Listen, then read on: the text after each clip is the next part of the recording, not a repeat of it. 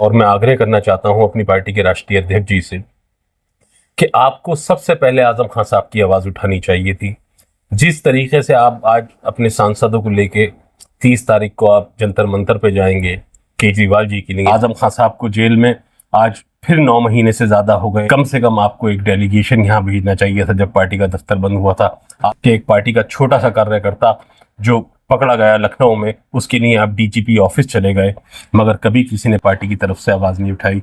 मैं आपसे पार्टी के राष्ट्रीय अध्यक्ष होने की वजह से ये गुजारिश करता हूं कि कम से कम 30 जुलाई को जो जंतर मंतर पर धरना है, आपको आह्वान करना चाहिए और पूरी पार्टी को आह्वान करना चाहिए और सबको एक साथ आवाज मिला के ये कहना चाहिए कि आजम खान के साथ जो जुल्म किया गया है उस जुल्म से आजम खान को निजात मिले, आजम खान और आजम खान के बेटे को तुरंत रिहा किया जाए। उसी को हक है जीने का इस जमाने में, उसी को हक है जीने का इस जमाने में जो इधर का लगता रहे और उधर का अपना बहुत कीमती वोट दे के विपक्ष को इस कदर मजबूत किया है आज कि विपक्ष अपनी आवाज उठाने के लिए बहुत ताकत के साथ सक्षम है।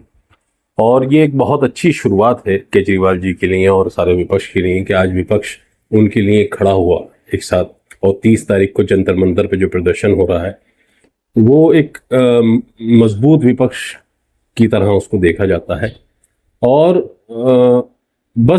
इसमें एक कमी ये है कि अगर इसमें आजम खान साहब के लिए भी आवाज़ उठाई जाती और ख़ास तौर से उनकी पार्टी की तरफ से, तो रामपुर के लोगों को और उत्तर प्रदेश के बहुत सारे ऐसे लाखों लोग हैं जो आजम खान साहब को चाहते हैं और जिनकी वजह से 4 बार उत्तर प्रदेश में सरकार बनी।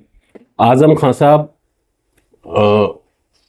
ऐसा चेहरा है जो एक सेकुलर इंसान है, सेकुलर चेहरा है पार्टी का, जिन्होंने अपनी बहुत सारी तकलीफ़ें अपने ऊपर उठा के इस पार्टी को आज इस पैमाने पे लाके खड़ा किया है कि इस पार्टी की 4 बार सरकार बनी।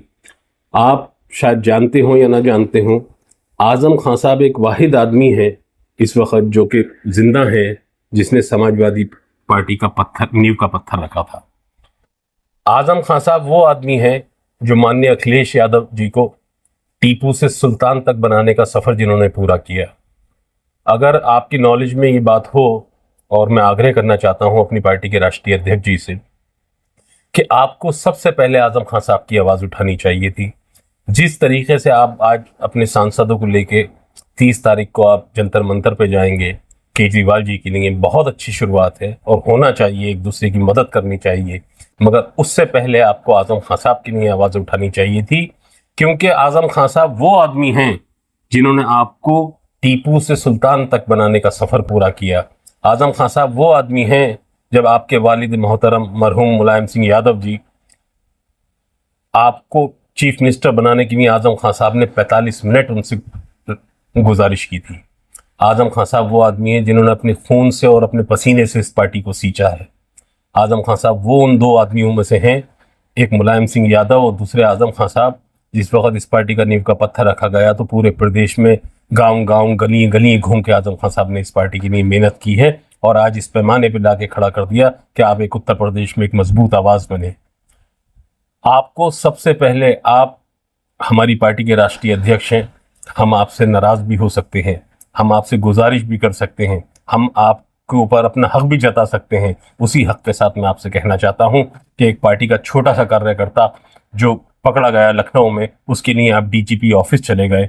क्या ये आपको नहीं लगता कि आजम खान साहब के लिए आपको आवाज़ उठाना चाहिए? 27 महीने आजम खान साहब जेल में रहे, उनका पूरा परिवार जेल में रहा, 300 से ज़्यादा मुकदमे इस जालिम सरकार ने आजम खान साहब के खिलाफ लिख दिए, किसी ने पार्टी की नहीं आवाज़ नहीं उठाई। यहाँ समाजवादी पार्टी का दफ्तर जो कि सील हुआ और किस तरीके से किया गया वो सबको पता है। इसमें आजम खान साहब से ज़्यादा पार्टी की बदनामी थी। कम से कम आपको एक डेलीगेशन यहाँ भेजना चाहिए था जब पार्टी का दफ्तर बंद हुआ था। आजम खान साहब को जेल में आज फिर 9 महीने से ज़्यादा हो गए। पहले वो 27 महीने रह गए, उनकी बीवी जेल में थी, उनका बेटा जेल में है, उनके बेटे के ऊपर मुकदमे, उनकी बहनों के ऊपर मुकदमे, उनके जो करीबी साथी हैं उन सब के ऊपर मुकदमे हैं, मगर कभी किसी ने पार्टी की तरफ से आवाज़ नहीं उठाई।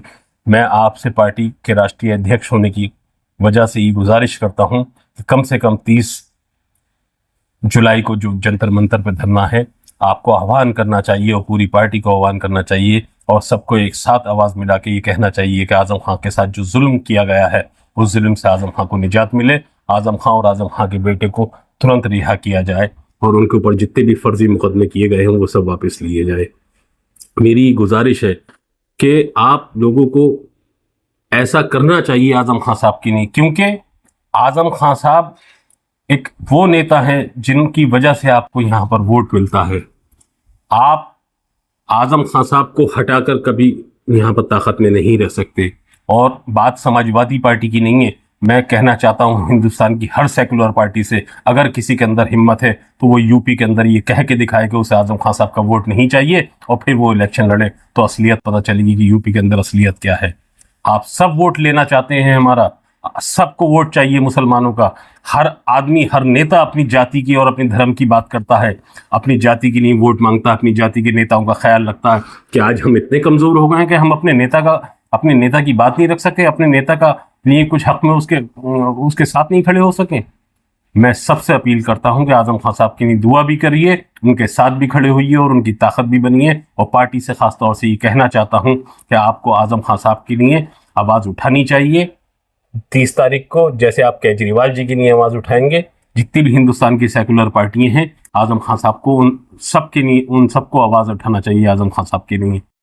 इस शेर के साथ मैं अपनी बात को खत्म करना चाहता हूं कि उसी को हक है जीने का इस जमाने में, उसी को हक है जीने का इस जमाने में, जो इधर का लगता रहे और उधर का हो जाए। बहुत बहुत शुक्रिया।